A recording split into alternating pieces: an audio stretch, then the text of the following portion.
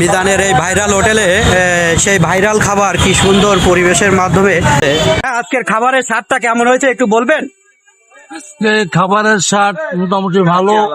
তো মিজান ভাইয়ের হোটেলে একটা ভাইরাল শব্দ আছে যে 14 বার লইয়া খান। হ্যাঁ, অনেক স্বাদ হচ্ছে, আলহামদুলিল্লাহ আজকে খাইতে পারছি। সুন্দর পরিবেশটা, অনেক তেমন একটা ঝামেলা নাই, সুন্দর।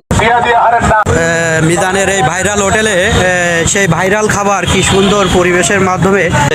আজকের খাবারের স্বাদটা কেমন হয়েছে একটু বলবেন? খাবারের স্বাদ মোটামুটি ভালো। তো মিজান ভাইয়ের হোটেলে একটা ভাইরাল শব্দ আছে যে 14 বার লইয়া খান। হ্যাঁ, অনেক স্বাদ হচ্ছে, আলহামদুলিল্লাহ আজকে খাইতে পারছি। সুন্দর পরিবেশটা, অনেক তেমন একটা ঝামেলা নাই, সুন্দর।